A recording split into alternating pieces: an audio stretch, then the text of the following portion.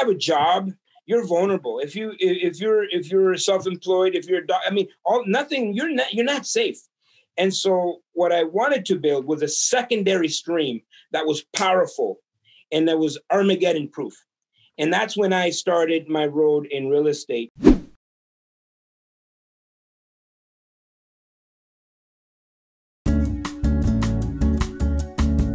Good morning, familia. Good morning, REC fam all over the nation. Simeon Papa Elias here with my beautiful brother from another mother, Jazz Takar, my newly elected, I'm not going to say wife. Well, first of all, I don't know if you should be saying elected yet because down south, they still haven't got that stuff figured out. Welcome to the REC Nation, as you just mentioned, Simos, coast to coast. Let us know where you're coming in from. It always gets our juices flowing when we start to see. There's another. What's this guy doing? Just signed in. We're going to introduce the man with the fuchsia blazer, I think it is, from my screen. But let's get this chat lit up, guys. Let us know where you're signing in from today. As I mentioned, it keeps our juices flowing. I mean, both Simos and I, Bobby, definitely our guest. We're so used to seeing eyes right in front of us and smiles and faces. So as you know, I think we're getting much better at Zoom. But at least if you're telling us, look at the chats lighting up, Mississauga, Hamilton. I know there's going to be some early risers in BC and probably Red Deer because Simos's hometown always represents. Oh, wow, Simos, Bobby, do we ever have a guest?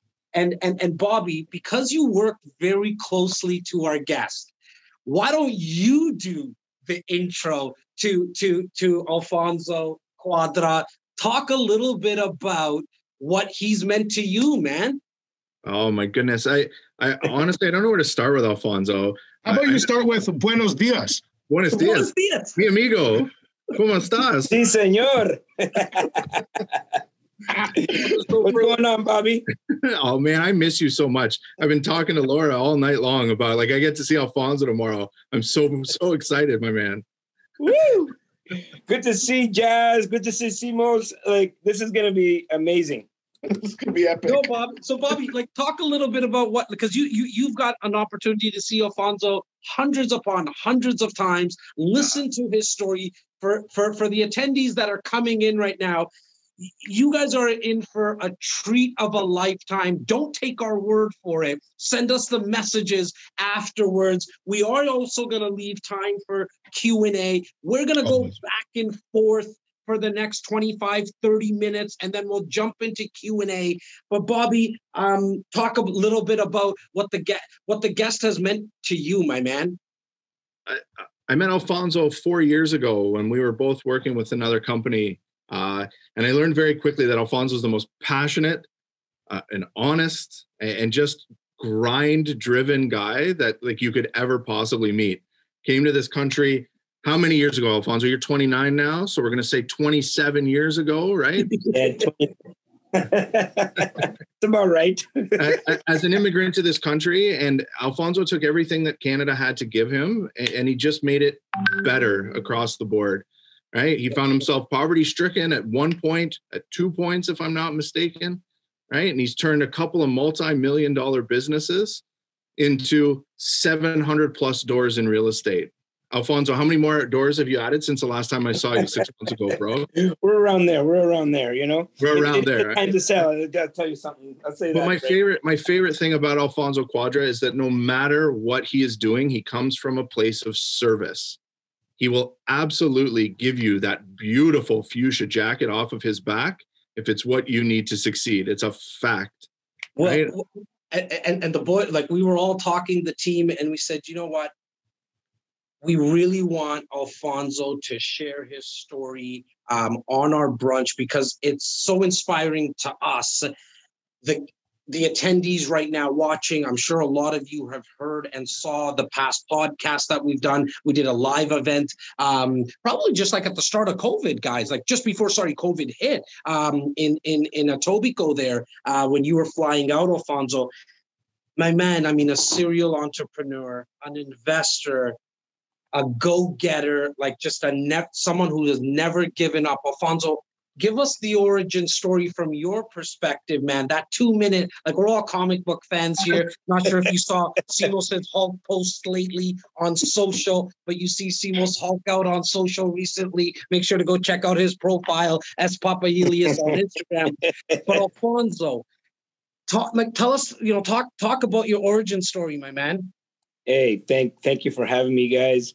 I was actually watching about a couple months ago the live event that we all had back right before COVID, and what made me laugh, like literally out of my chair, was Simos coughing on stage.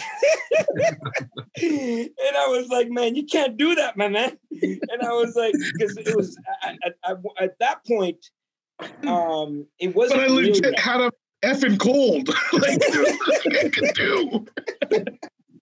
But do you remember that, Simos? Do you remember that? And we had Laura and Ty. They're like, hot water with lemon. Get him the lemon. Don't put honey in it. Just lemon and hot water. But what was interesting about that event, it was almost about, I think it was a week before the entire world got flipped upside down. And it was almost like we didn't know what was coming to us, because we were still very much lighthearted about it. We were making, and I remember right after that, I was actually either right after that or before that, I was in Cancun drinking Coronas, and it's like, oh, I got we're drinking the antivirus or whatever. It was just, we were very lighthearted about it. We had no clue where we would be just a few weeks after, right? Like now, March 13th, everything changed. Now, Alfonso, I mean, and Bobby mentioned it earlier, like you literally took what Canada had to offer. When did you come to Canada? And talk a little bit about that story, man, because I know I know how tough it was, even just getting here. So I was going to get into the story, but I guess the story is about expansion, right? And I was going to kind of illustrate like the expansion mode that I've been on since March 13th, where a lot, we have different types of people. We have people that were just kind of like went into hiding. There's people that were action takers, and there's people that just like, you know what, Netflix and chill. We'll see what's going to happen in 2021. And so I guess I fall in the camp of extreme action taker, expansion. And that's kind of been my life story, came here, immigrated from Latin America. I was actually in 2 wars, traveled and was in hiding at times from government, regimes, all kinds of things. And ended up in Canada at 9 years old, and had trouble integrating into the school system. Well, mostly I never felt that the school system was for me, and it never excited me. There was never anything exciting there that I could learn. And I'm sure everybody has different views on that, but ended up getting so frustrated, dropping out of high school at 15, and just was, at a really low point in my life. And a lot of people have been there, including during these times. That was my darkest time. And I'll never forget it, to my lowest point, sleeping outside, homeless, panhandling for change. And so I definitely don't, I wouldn't judge anybody that's in a dark place right now. Absolutely. You lost your job, lost your business, your restaurant, your hotel, whatever it is. And so that was me at 15, imagine. And I guess looking back at 15, I had a lot of blame. Everybody else was responsible for my life, and I had no control. And I remember being upset at my government back home. Why did I end up here? Why am I here? Why did my parents, do this, or whatever excuses people have? And so I had a life-changing moment, and this came shortly after at 17 when I became a father. And that was a game changer for me. And there's something to be said about standing in your truth. Like accepting responsibility for all that is wrong in your life. And I know there's a lot of things that are out of our control, right? Like I can't control the wars. I can't control the government, but I can control the way I feel and the way I act and what I do about it. And so at 17, I decided to take control over my life. And I said, no, I got to make this little girl proud of me. I went back to high school at 17. I started a business and it ended up being really successful in that business from 17 to 21. At 21, that business was really, really successful all across the country. But the problem is I was still very much a consumer.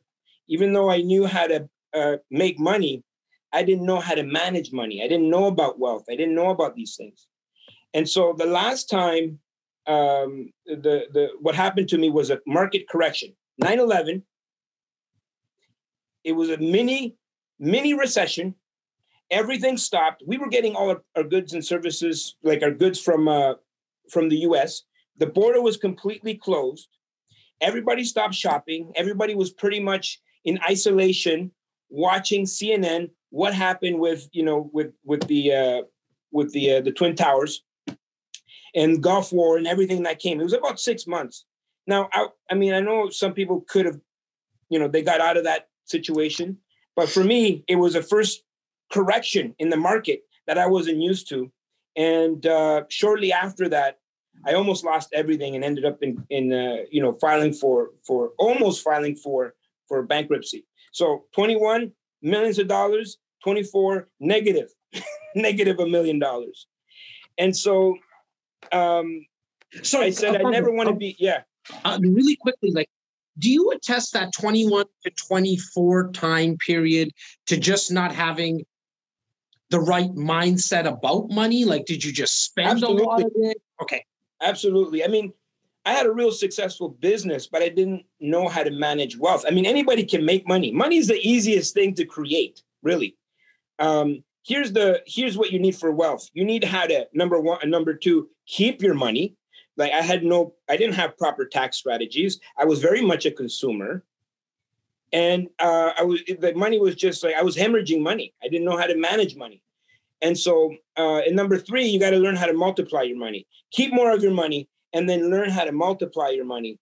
And so at that time, I was reading books and I discovered, wait a minute, all the wealthiest people own real estate. Because in business, I was very much vulnerable to different ways of delivering the product. The internet was coming into play at that time. Other competition, people with bigger, deeper pockets. And so, you're very vulnerable. If you have a job, you're vulnerable. If you're self-employed, you're not safe.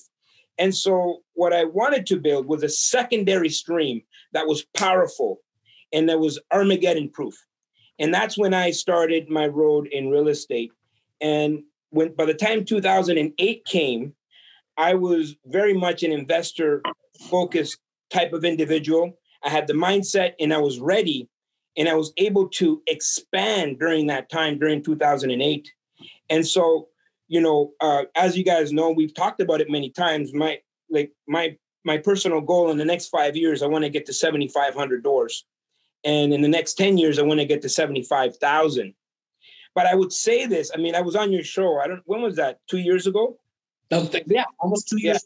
I would say, I had this goal because number one, it excited me and it scared me at the same time. And that, as you guys know, that's a really good goal. But I didn't know how I was going to accomplish it. March 13th. All right. So I want everybody to remember what you just said. I had my goal. I had no idea how to accomplish it because that's the story of the REC. Yes. That is the story of and we're going to talk about that today. Yeah, so let today be a forum where we share real mindset because entrepreneur has become a trend, a hashtag trend. Instagram. So I personally have lots of feelings about social media and about fake ass pretending. I think it hurts people more than it helps them. I think that's Yeah. where inspiration goes, where you have to show off to keep up, and then you're actually hurting yourself because you're not focused on your business. But Yeah. anyways, I want today, between Jazz, between Bobby, between Alfonso, between myself, to share some of that mindset of where you're going to go exactly next. That's why I stopped you, is I had a goal. Fuck if you knew how to get there, but you were going to figure it out. And clearly you did. So Yeah. please go on, because those are the stories that I'm Yeah. interested in hearing and I want to share too. Simos, thank you for bringing that up, because I want to make it clear it's not the goal that I'm after. Is the person that I'm going to become in achieving that goal. Love that. And I don't know that Alfonso. And the person that you are, the person that you are while you're becoming that other person. Yes, absolutely. And so I'm really intrigued about that part of it. You know what I mean? When I get there, it's just going to be one of those things like, okay, great. Like, that's a great accomplishment, but it's just the journey. Now, when I was on your show 2 years ago or whatnot, I really had no clue on how I was going to do that. And going back to the way kind of like how we started this conversation, March 13th. And I remember watching all the things unfold, and I just got goosebumps all over my body. Like, all over my body, I got goosebumps, and I'm like, I know exactly how I'm going to get to my 7,500 doors. And since March 13th, I've been on complete expansion mode. And then as this market is the way it is right now, this is exactly, and if you guys, this is timestamped. You can go back to March, the end of March, where I talked about what's going to happen exactly in the marketplace, where we're going to get the surge. The second, the lockdown is over, we'll get a surge in real estate. People will have this false sense of security. And then in 2021, we're going to really see massive opportunities.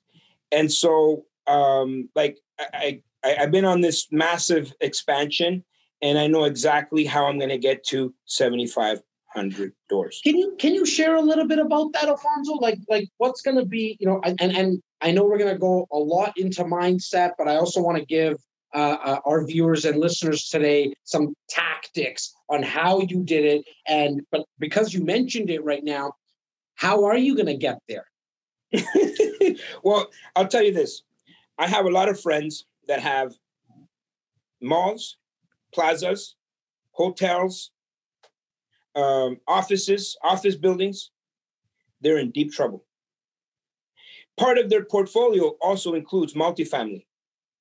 The only way they're going to survive is to sell off their multifamily in order to, put money together in order to make it to 2022. And so there's going to be massive opportunities in the marketplace if you can position yourself in a situation where you are in consistent contact with people with real estate. They will have to unload not all of their portfolio, but they'll have to unload either some or all, depending on the situation. Same thing in 2008. We weren't as affected in Canada, but the lending stopped. The money stopped flowing to multifamily. And so the only mortgages that were available were CMHC insured mortgages. And so this is 2008, going back to 2008. And so what I discovered was that their evaluation is different than how properties are evaluated in the marketplace. And so the sellers had no choice but to revert back to the way CMHC underwrites apartment buildings. And so this is a massive opportunity. I've been planning for this for my entire career. And so how am I going to go there? I've already lined up massive portfolios that are going to be liquidated in the next year. Look, I mean, I love the fact that you're catching on to the opportunity that real estate in some areas already, in some markets, micro markets, even in the Greater Toronto area where REC Canada focuses so much of our energy, has gone on sale. and how much it's going to still go on sale. You know, I was talking to a client yesterday and I was saying, look, if Canada Goose said you can get a jacket now for 25% off at Sporting Life, people would run and line up. But when we talk about that real estate's going on sale, the consumer confidence around it, I feel like people start to put their hands in their pocket. They just, like, they don't fathom it. They don't understand it. Like, what's your thoughts on that? And that's kind of open to everyone. Well, I'll start with this. You're better off being ready for an opportunity and not getting the opportunity than getting the opportunity and not being ready. And so when I went out and I said, this is the goal that I want to achieve, I didn't start by pursuing the goal. I started by, you know, creating the infrastructure that would be able to absorb this type of inventory. And Alfonso, so most people, Alfonso, yeah, please repeat your first sentence. It is better. It's better to be ready for an opportunity and not have the opportunity than to get the opportunity and not be ready. I want everybody, let that sink in. because all that, what that means, if you're having a tough time somehow digesting it, is opportunity only is opportunity when you're ready to see it. Yes. When we talk about intention, when we talk about the law of attraction, it's nothing more than simply knowing what you're looking for. Oh, I put it out in the universe and it came. No, you were focused. You said, I want to look at multifam. Well, you're not going to see anything else because you're looking for multifam. All of a sudden they appear. Yeah. The universe is not orchestrating some kind of a plan for you or against you. It's you, bro. Well, it's all you. And this is not, like, this is also backed by, let me phrase it like this. This is backed by science. There's a reticular activator in your brain that will, if you purchased a new car, you probably never saw that color of a car with the rims, the tinted windows before. It was always there. But now, and I have a feeling thousands can attest to it, everyone can attest to it, that the day that you picked up that car without those rims, you saw that car everywhere. Why? Because now your brain's starting to look for it. You can apply that into all facets of your life. And so what we're talking about here, and Alfonso, you're speaking about, you said, look, I want to start to look for more multiplex opportunities. They were Not only that, I created the infrastructure to be able to support it, right? So most people say, okay, you know what? When I get to 20 doors, then I'll get a better accountant. I'll invest into a better this. I'll start wearing a blazer. I'll start educating myself more. No, then you'll never get there. You will never get there if you don't do the work up front in order to be able to support that type of inventory. It's like that old story. You probably heard it before, that little girl with her dad, they go into the ice cream store, and she's like 4 years old, little skinny wrists, looks at all the different flavors of ice cream, sees vanilla, her eyes, get really big, and she's like, yeah, I want a scoop of that vanilla. And then they put the scoop on the cone. She's barely holding it, like her little wrist can't hold it, and she drops it, starts crying. A really good dad would go back into the ice cream store and buy another, ice cream for his daughter. But this time she wants two. And so what kind of parent are you going to be to give her two scoops when she couldn't even handle one?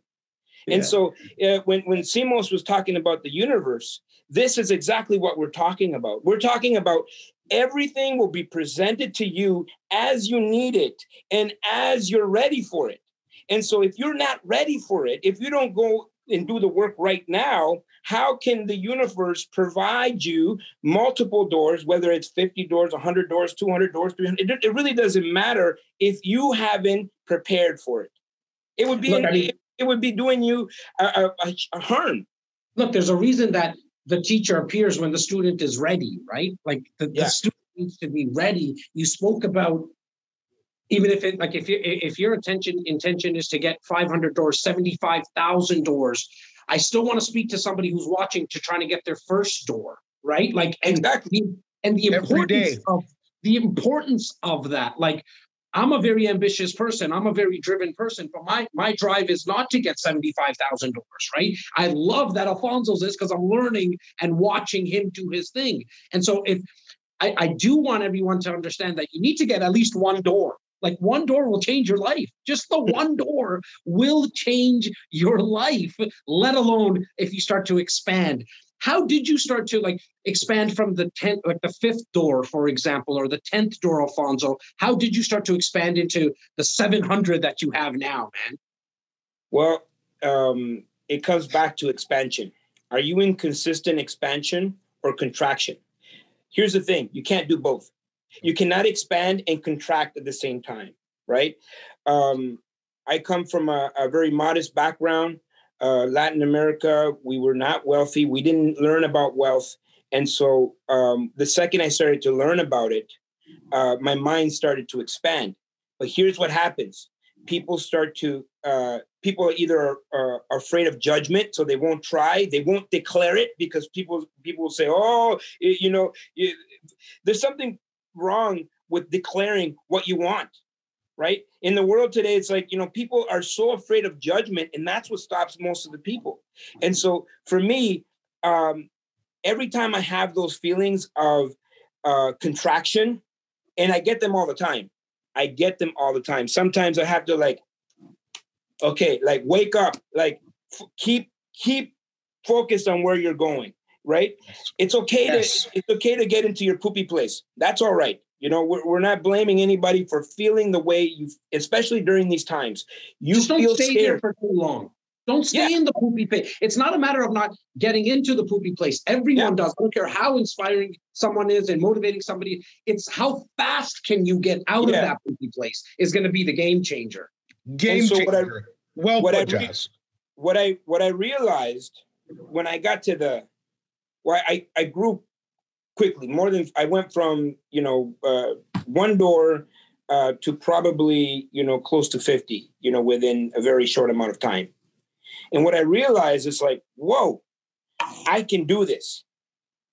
And so what I started to do is I started to reach for people that were where I wanted to be.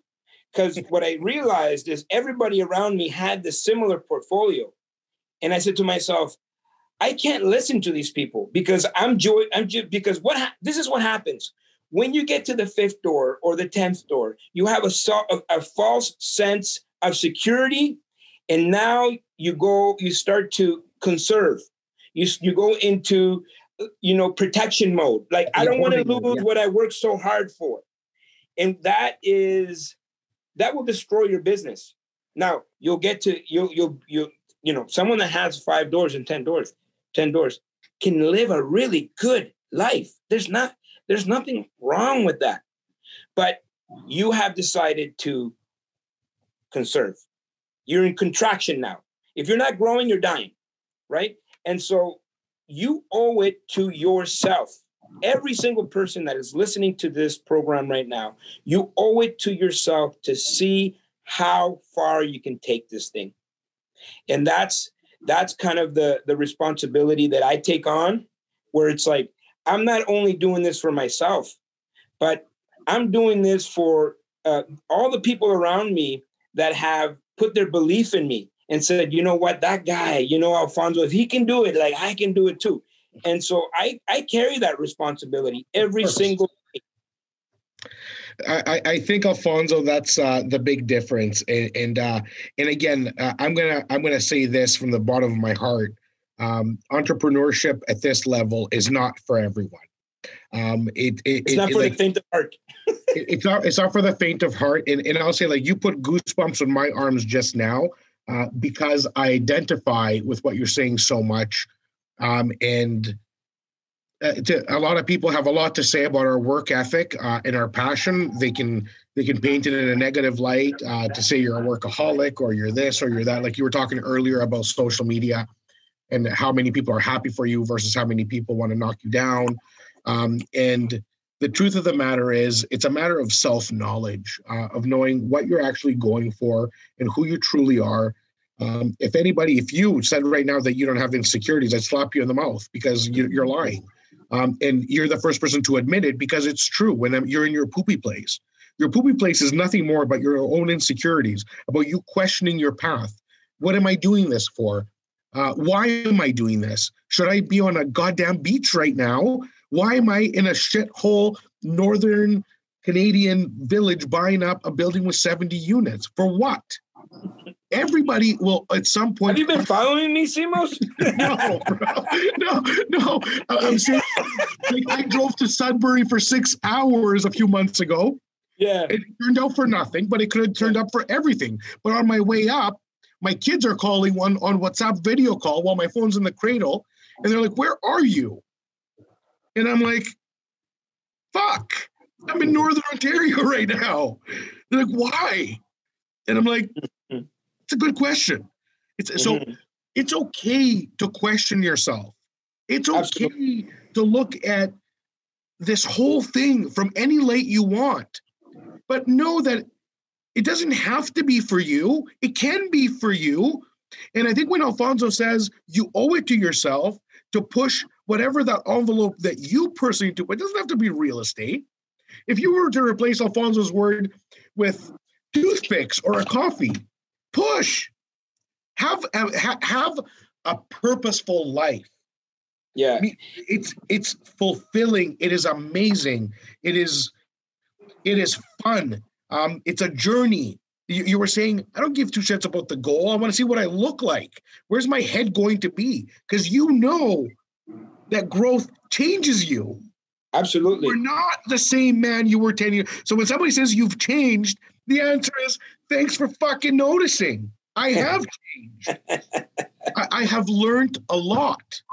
I have been hurt a lot. I have been disappointed a lot. I have failed a lot. Sure, we have a tendency to share the W's more than the losses, but you ain't getting no W without 3 losses before it. You just ain't. And I have a lot of L's. A lot. And if you don't, you're one of those lucky dozen on the planet since the beginning of time, like Mike Tyson, like Tiger Woods, like all these people who are just naturally the best on the planet. The rest of us aren't, bro. They're just, rest of us aren't. Not to say that they didn't work hard. Of course, they're the hardest workers on the planet. But I'm just saying, you have to lose. You will lose. I just saw some messages coming in, and thanks to Tyler Ty Walburn. He's not on the screen today, but he is in the background, making sure that you get all your questions in the Q&A, and we're going to jump in there very, very shortly. One thing we didn't mention, and it really started from how Bobby and Alfonso know each other. Alfonso, you've coached thousands upon thousands upon thousands of investors, okay, over your career, man. What is it that you just see that most, why most don't take the leap of faith? Is it from an educational perspective? Is it where does that come from where most people just don't take that leap of faith? Well, one, I would say most people are afraid to invest in themselves. I would say that, and people just want a magic pill. People watch a YouTube video and they want to go out and execute, and they lose a lot of money and they wonder why, this doesn't work, right? And so when people ask me that question, like, Alfonso, what, I got 10,000, I got a little money. What is the first thing that I need to do? Where do I invest? What's the neighborhood, right? And my answer is always the same. If you have $10,000, that money is better spent in yourself. Invest in your personal development so you are now aware of the opportunities that are around you, and you know how to identify a deal.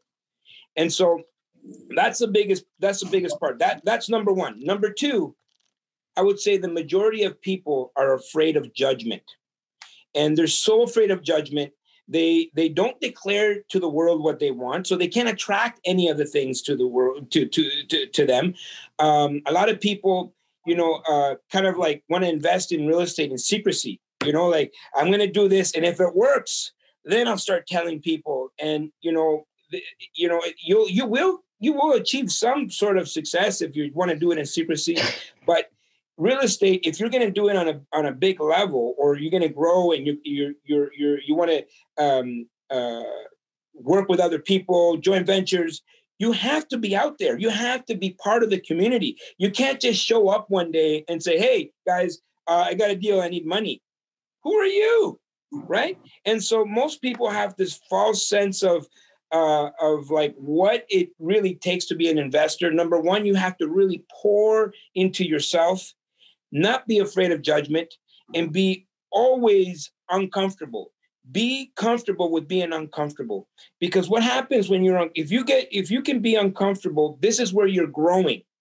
And if you're growing consistently, this is where you can become fulfilled in life. If you're not growing, you will never be fulfilled.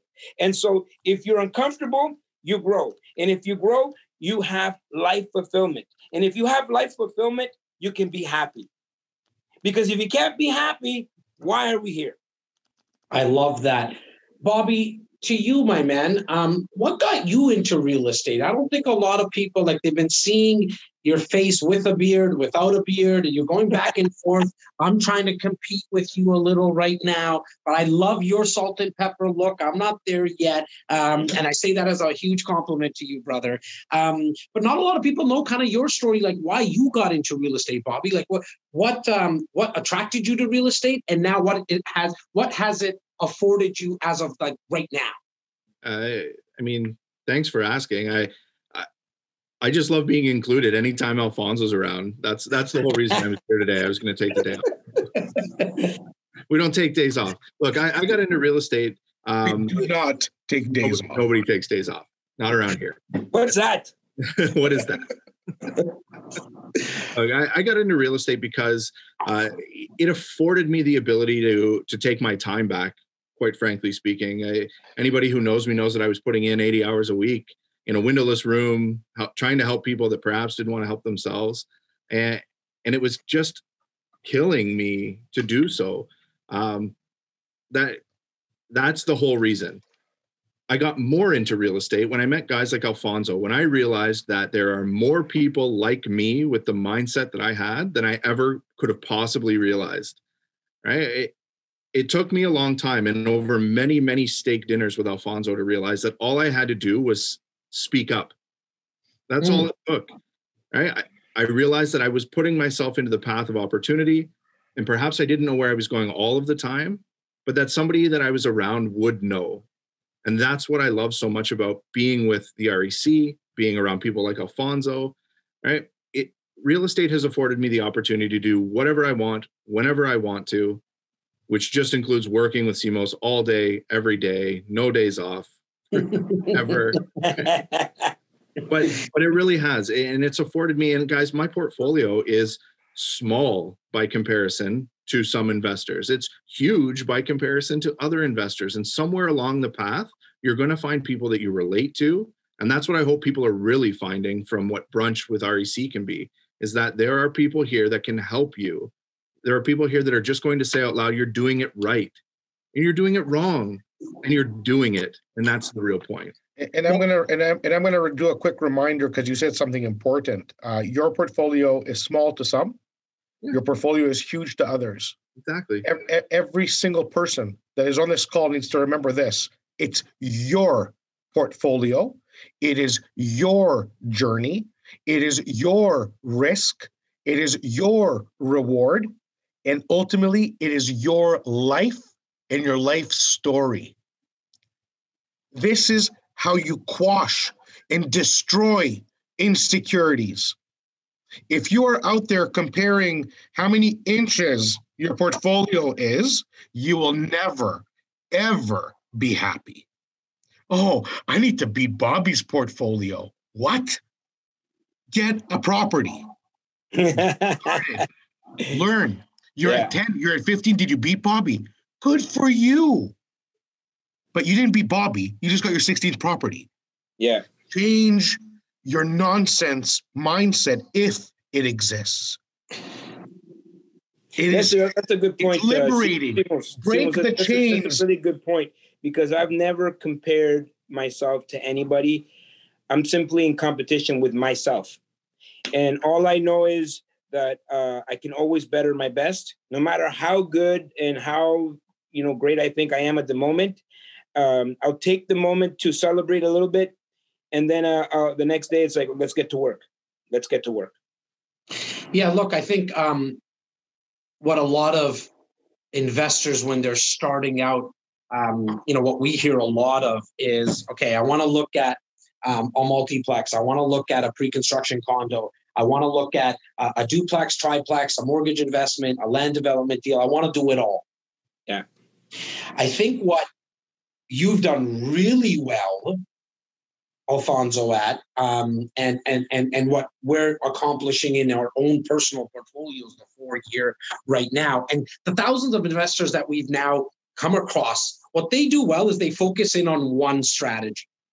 That does not mean, in my opinion, that you don't get educated on all the strategies, but then pick one. Pick one and be the expert in that. And so what you've done is really in the multifamily, and correct me if I'm wrong, but like in the multifamily realm of investing, because now you eat it, you sleep it, you breathe it. That's all that you become the go-to person. It's why you're here today. Like one of the reasons you're here today, because like we know that like if you want to get educated about multifam investing and how somebody did it and how they have 700 doors and getting to 75,000, like you're the expert at it, right? And so I think to anybody who's watching right now, and it can be so overwhelming, like you can go to an event and there's like 67 opportunities. Where do you start? What feels good for you? Like what strategy feels good for you? And then just go in on that. And so if you choose multifamily and a pre-construction comes into your world, just put that aside, shelf it. On the flip side, if you choose pre-construction because of the advantages and whatever, and you feel more comfortable about that, when a multifamily comes into your world, shelf that for a bit. Like that's how you get started. Because I think we all get that question, like, where do I start? Start with what you feel most comfortable about. And then don't be all wishy-washy all over the place, because then that now becomes your intention. And now your results that you get back from the universe are just as wishy-washy. And typically, typically the confusion, Jazz, comes though from that. What are other people doing? So when we say put blinders on, because you've said this a million times, put the freaking blinders on. Focus on yourself and your capacity and your risk tolerance. Whether it's pre-construction, an income property, a basement suite addition. Whatever it is, depending where you are in your path. Right now, I have $35 million of commercial real estate listed and actively transacting. 80% of you on this call, it's not for you.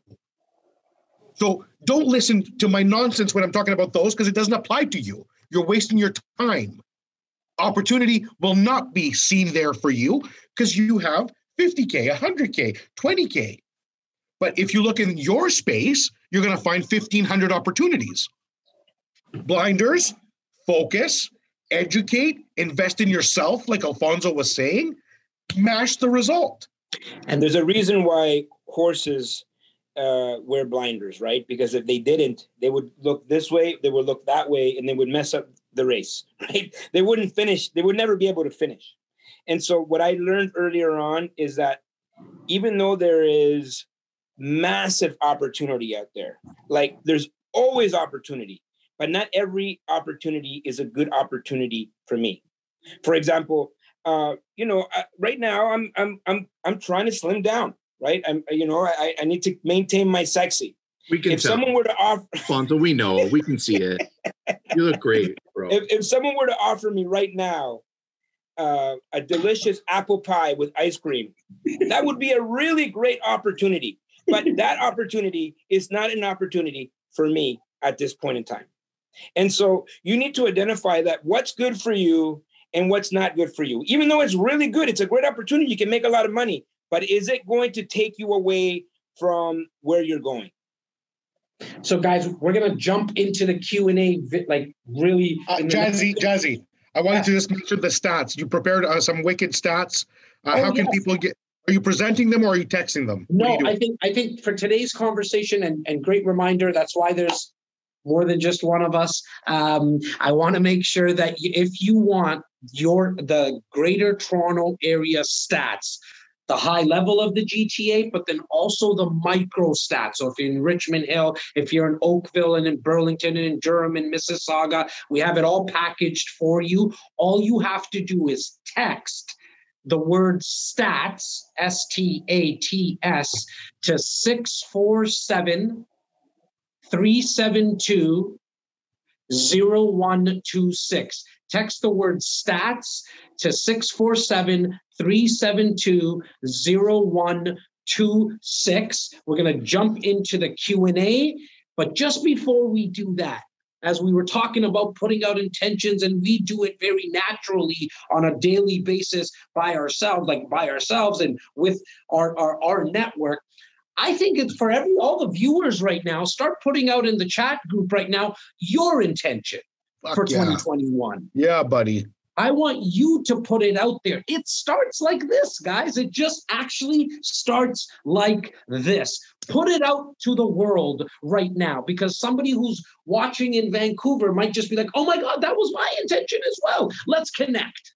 And then we'll get you guys connected. Don't worry about the logistics. Like what Alfonso said earlier, he didn't know how. Simos overlaid that with, that's what REC is. Like, here's the thing. You never really need to know the how. The how will always appear. The two most important parts is what do you want and why do you want it? Because when things get tough, it's the why that's going to get you through it. The what is going to be the intention.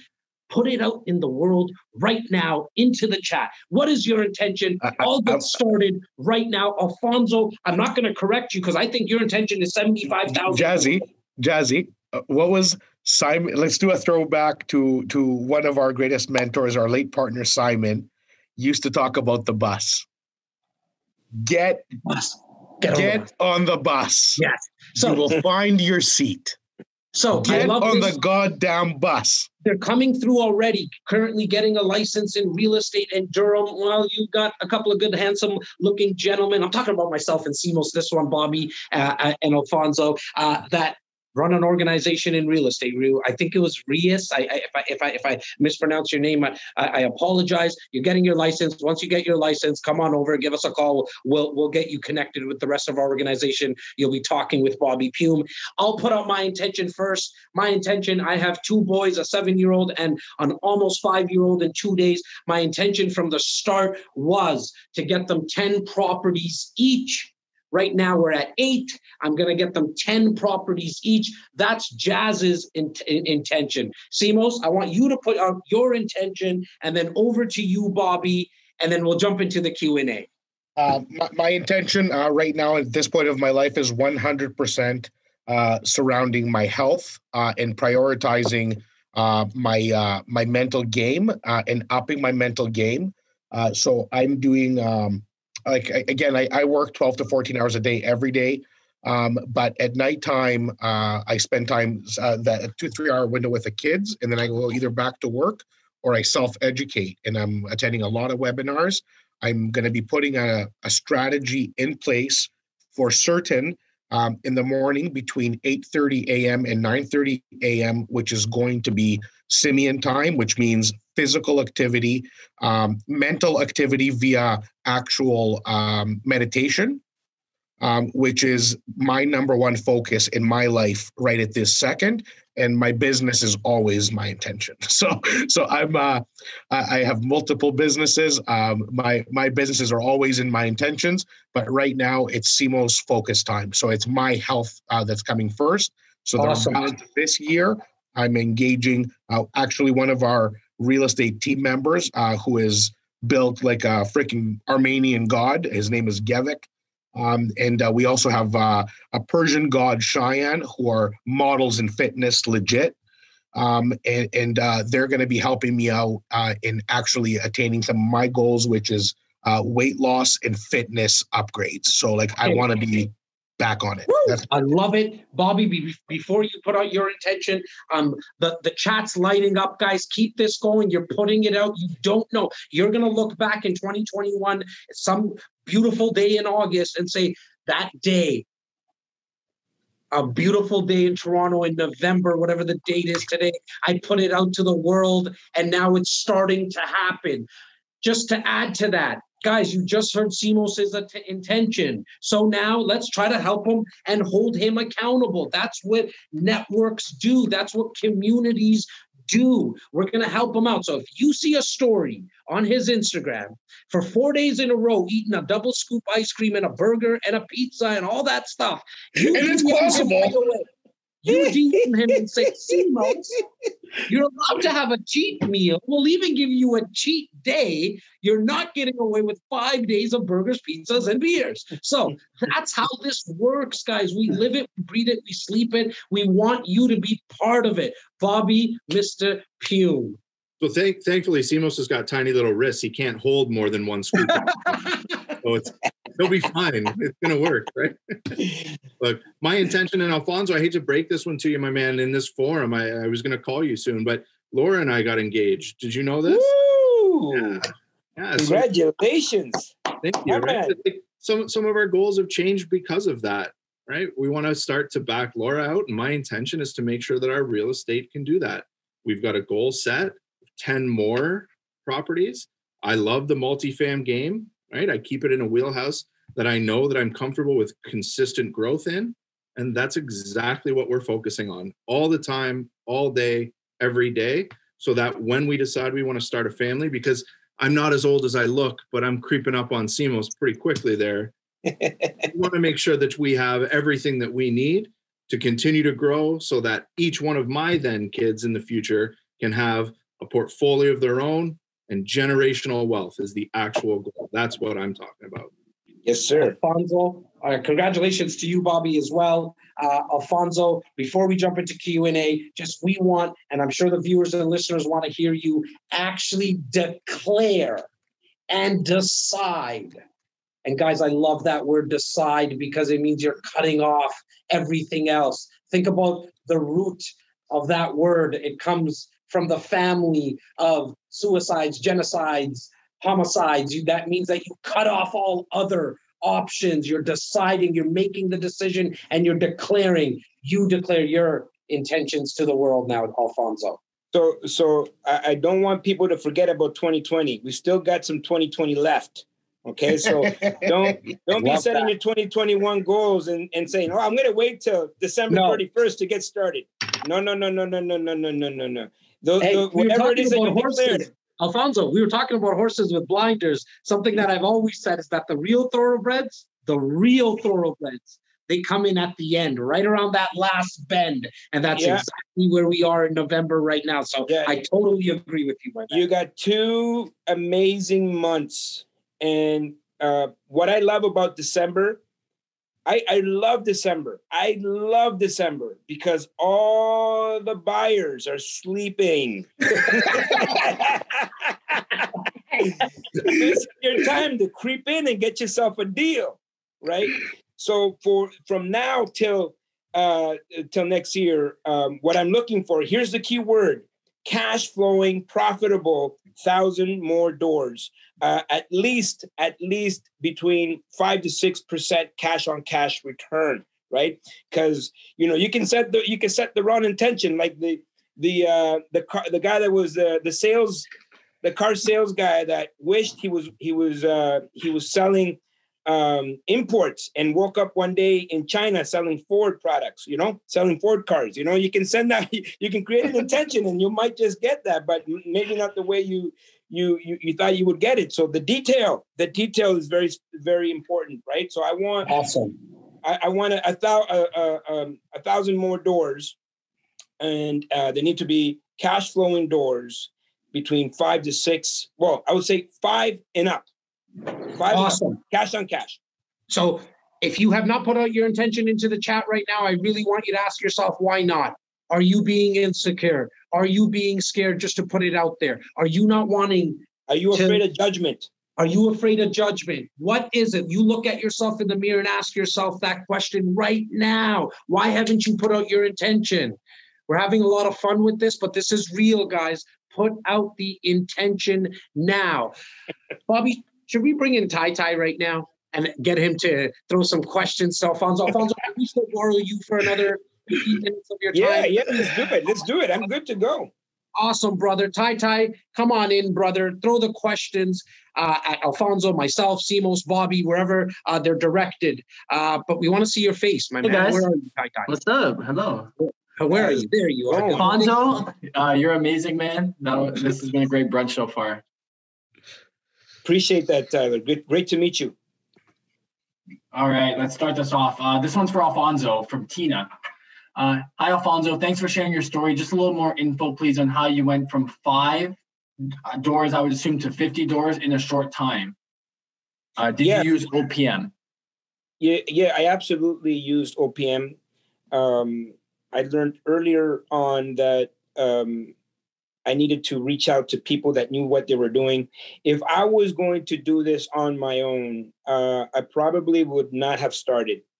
At the very beginning, when we used to read newspapers, I used to read the classified sections, and I noticed that ads from multiple different people, selling real estate or looking for investors in the classified section, and I saw that a lot of these ads were from the same person, and so I reached out to that person and I said, "Hey, you want to have a cup of coffee?" And then we sat down, we had some coffee. I said, "I want to do what you're doing." And he said, "Well, I don't have time to teach anybody." And I said, I'll pay you to do it. And he ended up helping me out and showing me a specific strategy. That strategy was some people call it the BRRRR, some people call it flip to yourself, refi flip. It's irrelevant. I didn't even have a name for it. It was just like, when I was going through that first refi and I bought a property and I have money in my hand, I still did not understand how that worked, but I didn't question it. I went back to my mentor and I said, "Now what?" He said, "Well, just do it again." And I just continued the same rinse and repeat. And I never looked back. Love it. Awesome. So the next question is from Lisa. Can Alfonso please elaborate on how he's preparing? Ooh, good. Great question.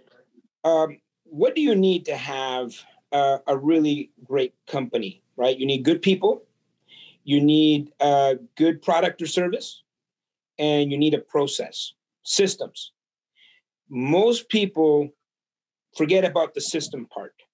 Most people do not invest into proper systems, and sometimes those systems, like me, have to come with other humans because I don't know how to operate systems, sophisticated softwares that manage property and, QuickBooks and the accounting. And so that will be paralyzing for a lot of people when they get to the end of the year. They have like maybe 3 or 4 properties and there's stacks of paper like this. And so I said, if I'm going to expand, I need to be able to absorb way more inventory than this. And if we're stuck here, you can become a bottleneck. If you're stuck at the paperwork, for example, then you're gonna spend all your time trying to organize your paperwork, and you're not gonna be out there looking at inventory. And so what I've done is I've attracted the right people. I've identified our niche, which is multifamily, and I went out and I looked at people that are managing 7,500 doors, 10,000 doors, and I said, what are you using? And so usually that comes with a price tag to get some of these systems. But there's no way I'm going to wait until I get the 7,500 doors to start investing in my systems. That's going to be a disaster. So it's gonna be too late. Right now, that's how I'm preparing. I'm pretty sure you're hearing our Monday morning meetings, because that's like literally what we're talking about right now. So. Well, I don't think it's a coincidence that because success, one of the best sayings of all time is that success leaves clues. Yes. And if you don't watch film, so if you're going to be going to the Super Bowl and you haven't watched film, you're not winning that Super Bowl. If you want to start a business or to be a real estate agent, just let's keep this simple, and you don't have a CRM to log your conversations and make sure that you have accurate descriptions in a plan forward, you're not going to succeed. So the basic and fundamentals of anything you do, 1,000 doors, 500,000 doors, success in your business, whether you sell ice cream or whatever it is you do, success leaves clues. If you're in the ice cream business, call Nestle, figure out what they did. Call Haagen-Dazs, call somebody. Guys, we're going to be eating a lot of ice cream after this, because I've heard ice cream 62 times on this brunch right now. It's a beautiful day out there. I'm just saying. Yeah, so what Simos is saying is absolutely true. Success does leave clues, and a lot of people starting out, they want to. It's called the 6 hat syndrome. They want to do all the roles. They want to manage. They want to, look for properties. They want to do the accounting. They want to be the cleanup guy. They want to be the renovation guy. And so what happens is you end up spinning your wheels, and you don't get ahead. You will get some done, but you will never be able to grow as fast as you want.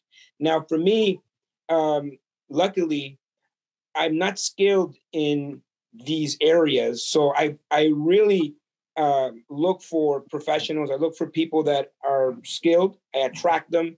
And this is what I always tell people. Success is simply all about finding the people that play at the things that you have to work hard at.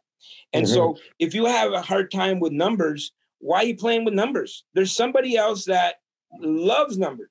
We have a girl here at our office. Like she is a superhuman, her mind is like a computer, and she has like a photographic memory, and her favorite thing to do is just input data, input numbers. And it's like, perfect. Find one of those and let them go. Let them do what they love, right? It's the art of delegation, right? If you can figure out what you are best at and let others handle what you have a hard time doing, as you mentioned. I mean, personally, in the last 2.5 years, I haven't touched a computer. I actually forgot now how to really use a laptop or even a computer, because I wasn't good at it. I still type like this if I have to. You know what I mean? But I'm a lot more not only efficient, but I'm a lot more effective now, because I have everything I need to do on a phone. It's a lot more of this stuff that I feel a lot more comfortable. It's really my passion. And so I love what you talked about there. Like, find the people. Like, there is people who love data entry. There's people who love just making phone calls all day. I mean, Tyler is a great example of that. Tyler came into our world wanting to be an actual real estate agent, going out, showing properties. And 2.5 years in, he looked at us and he said, there's no way I want my life to look like Jazz's or Simos's. No way. You know what I would love to do? Yes, Joe, Tyler does rock. Guys, what I would love to do? I would love to have a setting where I'm 9 to 5, 10 to 6, whatever it is, where I can just speak to people, call people. He likes to speak to the Joes and the Arts and the Tinas of the world and just have a conversation, see if they need anything. And because that intention that he put out, we reverse engineered that role for him, right? And so for whatever you're not good at, find someone that will, because to Alfonso's point, you'll be able to expand a lot quicker. I just really like talking. So me being able to speak with people every single day is perfect. Tyler, just as an FYI, I was speaking to Paul and Isabella Grabowski yesterday. Yeah. We had a little check-in, and they stopped the conversation, and they said, I want to say this. Obviously, you already know this. They go to me, but to come out of my mouth, Tyler is our favorite member of your team. And I was Thank you, guys. Whatever that's supposed to mean to me at this point. I was like, do you want to talk to Tyler, maybe? Tyler spends a lot of time with me. That's Tyler telling Paul to say that, because then... Yeah, it's like, make sure to say good things about me, Paul and Isabella, to Simeon. No, they did. They wouldn't stop telling me how amazing you are. So hold on, your head any bigger. Tyler, what do you think about Ottawa? I like Ottawa. Honestly, I like Ottawa. I've been once. I've been once in the winter. It was really nice. Come up here, man. Bobby, get this guy. I'll take the via there. I'm gonna kick him off. Bye, Alfonso. See ya. It's okay. Ty, throw the other questions at us. Okay, so next question is from Carrie Ann. And by the way, Tina, thanks so much. You guys all have a Tyler in your life. Literally call me, text me, and I will help you out. So just, you have me in your life. Just use me. So the next one from Carrie Ann. You just did my first real estate purchase of a pre-construction. Wondering what would be a good next step purchase, considering the blinders and focusing on one area. Should I continue in pre-construction or in turn, maybe potentially diversify and look at another option? The question is for who? Well, you know what? I think maybe we can all whoever open discussion. Okay. I personally know Carrie. Yeah, I would say it depends on your goals and your time availability, right? Pre-construction is a really great investment. You know, it's very passive. And if you are busy pursuing, you know, and your career and that brings you fulfillment, this just becomes another stream. Like, you know, it's very passive. And as long as you are engaging with people like Simos and Jazz and Bobby and Tyler, they're going to guide you in the right way. I mean, I know Carrie Ann personally as well. And I totally agree with what you just said, Alfonso. Pre-construction, I think in her life is one of the best strategies because she wants to pursue her career. And with the fact that with a pre-construction investment strategy, you're able to put that down payment down over a 4-year period, on top of the fact that you don't need to get a mortgage until closing, it gives you flexibility, right? We here at REC generally cap our clients and advise our clients, and if they go outside of us, shame on you. I'm playing, but if they go outside of us, that's okay. But why would you? Why would yeah? But like we cap generally everyone off at 3 that are not closed and built yet, right? Because you don't want to have too much in the future bucket, and so we kind of cap people at 3. Yeah. For me, guys, it would be a pre-construction condo. Yes, as a strategy, is future facing, but at the end of the day, it's going to be an income property, a single door income property. If you are in the future market, if you've made a pre-con purchase and you've invested in the future of our city or any city for that matter, you do need to consider if you're staking within that buy and hold strategy, which is pre-construction, you need to make sure that you're aligned with either your business goals, as Alfonso mentioned, meaning that you may want to stick with one more until you reach your business goals, or get into the current income property game, which really protects you from ups and downs. So it actually supports your income and does everything else. So just stick within the parameters of your real business goals.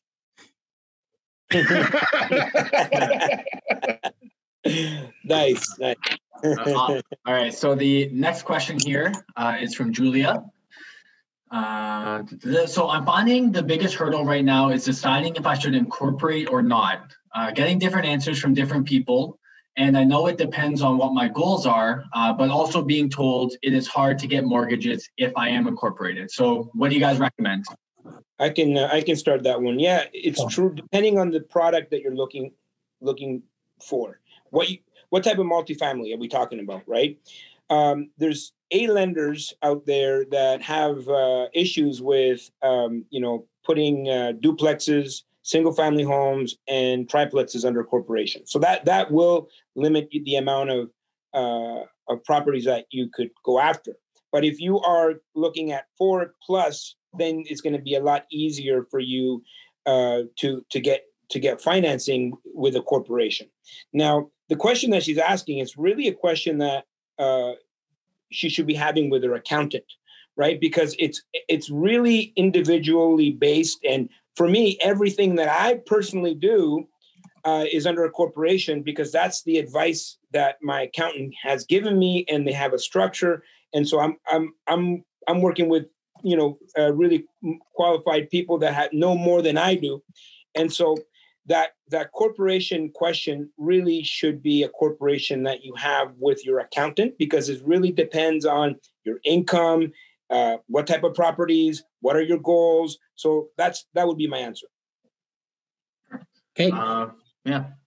Go ahead, Ty. And if you guys do need to be introduced to an accountant, we do work with a few. So send a text to the number that Jazz was saying. Just write accountant in it, and or just even easier, Tyler, not to cut you off. If you're looking for an actual introduction like that, it's probably going to be even easier if you just email Tyler directly at info@reccanada.com, info@reccanada.com. Just from a sake of time perspective, Tyler, why don't you just rapid fire some questions at Alfonso right now?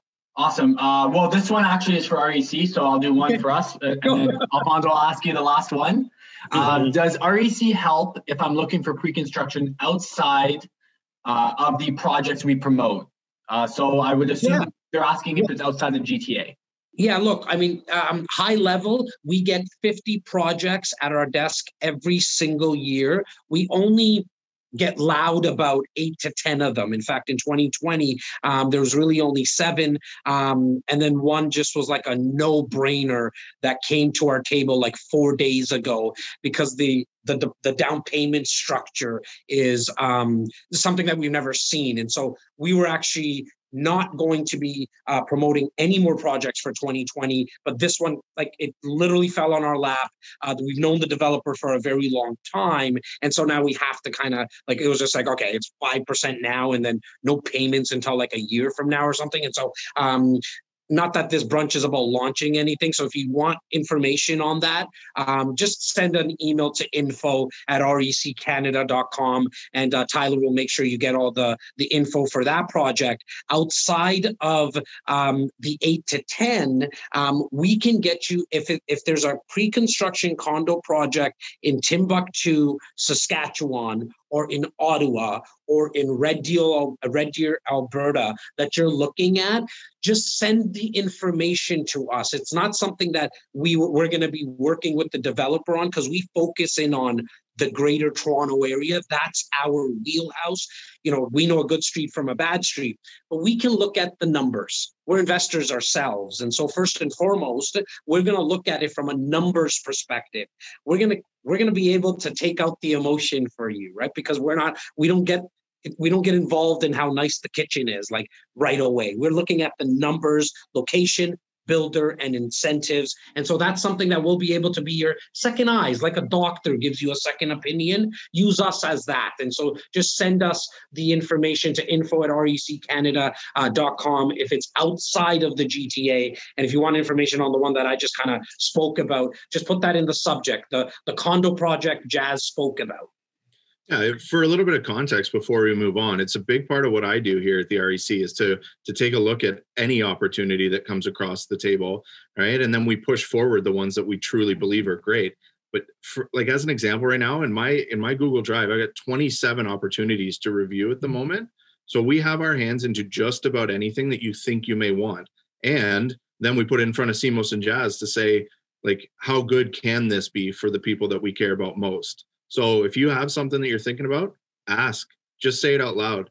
We know. And it doesn't cost you anything. Nothing. Like, I'm always trying to emphasize that, because that's not what we're here for. See, look, you guys have heard me say this a million times on all the content. Like, we're gonna peel back, and there's curtains behind you there, Bobby. Maybe peel those back. Peel them back. It's like a sheet or something. On our business development, there's a bunch of desks there. On our business development, it's to do events like this. It's to do podcasts. It's to do content. It's to give free copies of our book. There's no cost for these books. We're going to lead with education, and we want to be your resource. And that's why we have a real estate concierge service. So if you need a plumber in Ottawa, we'll be able to introduce you. If you want to know more about Alfonso, just shoot us an email. We'll get you his contact info and make sure that you guys can get connected. We really just want to be a resource, because here's the thing. We know if we're top of mind, here's the real peeling back on our business development there, guys. Write it down. It's, if we become top of mind, then there's a better chance of you using our service in the future. That's it. Plain and simple. That is the REC Canada way for 15 years. We've never changed our model. It's been the same from day one. You said one more question. Let Alfonso close this off today. You've been so generous with your time. You're obviously, that smile on your face is just so infectious. It's the good virus type. And so please, Tai, give Alfonso the last question of the day. Okay, so this is actually a question from myself personally. I speak with a lot of landlords. With the amount of quantity you have in regards for doors that you're looking after and managing, are you seeing any challenges or hurdles right now as a result of COVID and the restrictions? And if you are, like, how are you trying to remedy that? Yeah, so March 13th, not only did I get goosebumps, but I knew that things were going to change, and there was a lot of question marks in my mind of what was going to happen moving forward. And I reached out to a lot of other investors, and we all looked at April 1st as the judgment day. And I think it was Warren Buffett that has a quote: "When the tide goes out, you find out who's naked."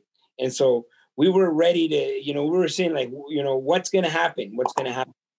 What we did between March 13th and April 1st is communicate with all of our tenants. We sent letters, emails, phone calls, nonstop, like literally once a week. If they didn't get it, make sure it's in their mailbox. Make sure if you have any issues whatsoever, come and talk to us. What happened during that time, I noticed there was some absentee landlords that did not act quick enough. And so what happens is the tenants started to talk amongst themselves. And one said, one poisons the other, right? It's like the crab bucket. And so what happened for us was that we did such a great job in communications that by the time April 1st came, people showed up for us, right? And we always come from the mindset of empathy, respect. Tenants, they're there. They're just as much part of this business, as your lenders, your accountants, your lawyers, everybody has to operate as a team. And so we just simply needed to, talk with people. We stayed on the phone with people. They were on hold with EI. If you remember back in March, we didn't know what was going to happen. No one knew about CERB. We didn't know that was going to be a thing. And so the only thing you had was EI. And I had one guy that, said, "Oh, I was on hold with EI for 8 hours." And I said, "Okay." So he's like, "Well, like, I couldn't stay on the phone that long." I said, "So what else are you doing?" He's like, "Well, nothing." And I said, "Well, your job is to be on EI until you get an answer, right?" This is, he's like, "Okay, I'll do it tomorrow." You know what I mean? But, as funny as that sounds, some people were lost. They didn't know where to apply. And so most people don't act quick enough to be able to take advantage of the services and the programs that are out there because they simply just don't know.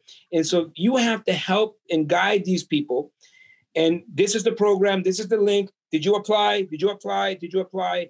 And so when April came, we were, like something like 95% collected. And the people that did have problems, we're going to have problems anyways. We knew they were having problems before COVID. So that just, we know that there's going to be certain people that are going to have issues. And so in hindsight, if I could give anybody advice moving forward, and I'm going to use this as case studies when I teach property management, is just simply like the communication, the empathy that you can have with people will pay dividends when, by the way, people don't have to pay your rent, right? By law, they do. But they're, if they don't pay rent, what are you going to do? Right? And so it's the track record that you build with these people, the empathy and the kindness that will pay back in the end. The little, that little gift at Christmas, the little, those things, they will pay off dividends in the end. Great. Well, I think you're using the word empathy. And if anybody doesn't understand how that word relates to customer service, the word empathy is the most important word for any approach, and not just in business, in life. When you go into business with empathy, you're actually ensuring that all sides win. Not everybody has to win the same. Not everybody has to lose the same. But empathy means you care about the other side. If you're a landlord and you have empathy for your tenant, you're not doing them a favor. You're empathetic to their needs. They're human beings. You stand on one side, they stand on the other, but you help each other to coexist and live and be the housing provider you always dreamt to be. Empathy. Important. Yes, sir. All right, guys. Alfonso, once again, we love you, man. Thank you. And I hope everyone got a lot out of today's brunch. I know we went very high level mindset, but we just felt like it was the time for it, and there was no one better than you to share your story and kick all of us a little bit in the you know what. And so we appreciate you so much. Thank you. I so appreciate much you guys too. I appreciate you guys too. Bobby, especially, really great to see you, my man. I miss you. We were on the road like literally every weekend together. It was just like really incredible times. And, I'm reminded of that every time I get up. The memories show up on my Facebook of, all the dinners, all the pictures, and, Jazz, Simos, really appreciate you guys for what you're doing. This is incredible. You're providing so much value to your community. And I always tell people, you know what? Alfonso loves you.